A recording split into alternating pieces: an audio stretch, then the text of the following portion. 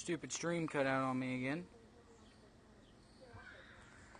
For those of you still with me, I thank you for that. Anyway, this is a continuation of my Cigars and Storytelling segment.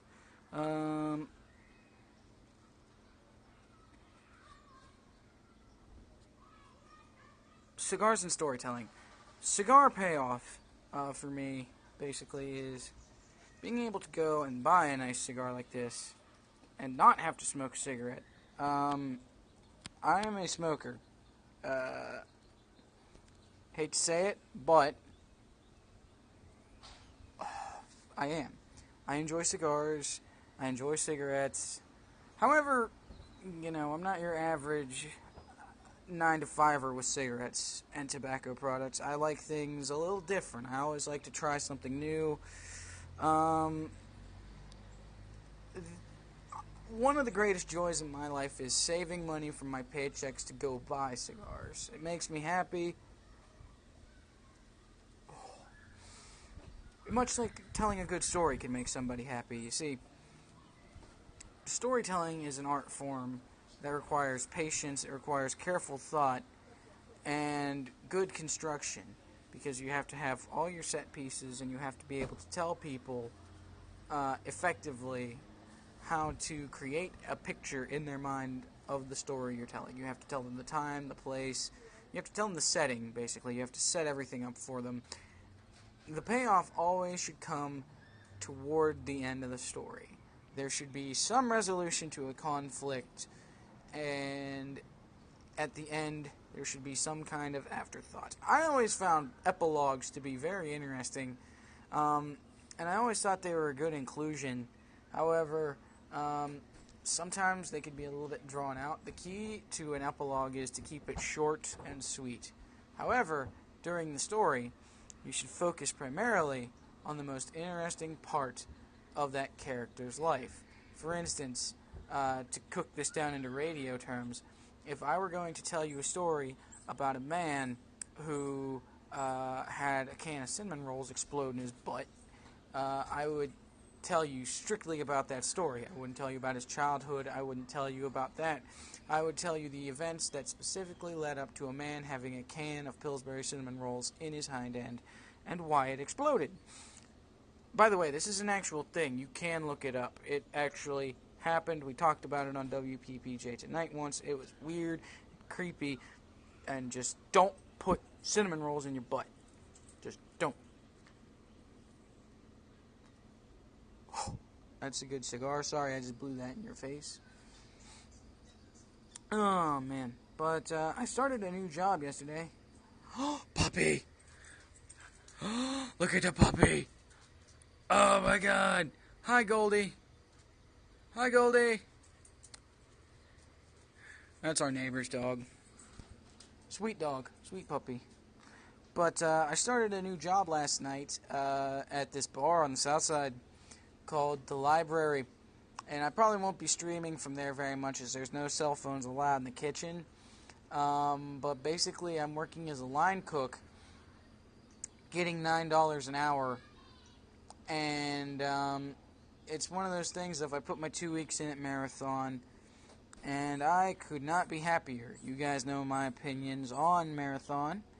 When I started there, I thought it was great. I thought it was fantastic. But you can only deal with so much human stupidity.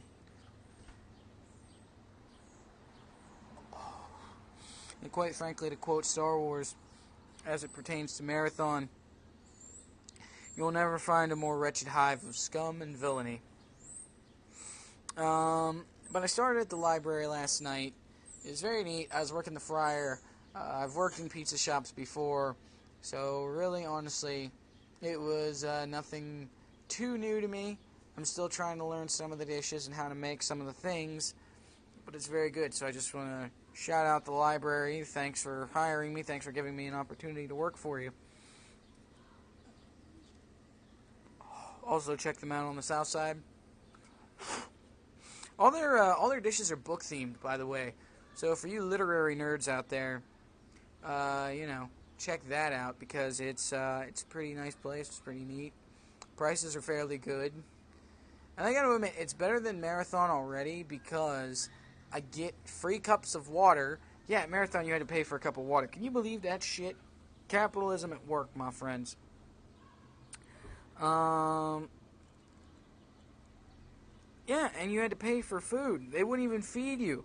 They'd put you there for 8 hours, not even give you anything to eat.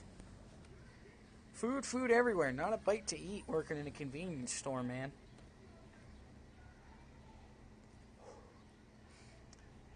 It was ridiculous.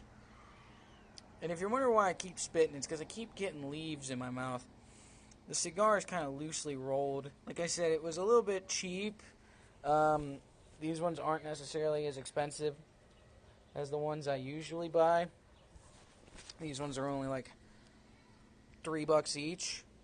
However, I tend to go as high as like $12 per cigar.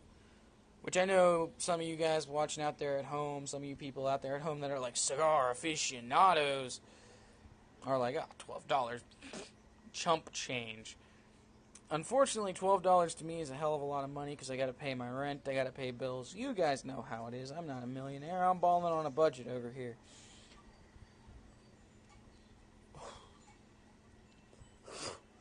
I'm balling on a budget. I'm living life to the fullest and taking my time, just like I'm telling a story or smoking a cigar. Anyway, I'll probably do maybe a second stream later tonight, depending on what time I get off work. Probably won't be late, but I know a lot of my audience is busy in the middle of the day, and some of you probably have your jobs. Some of you will probably be up late. It's Saturday night. You might as well, right?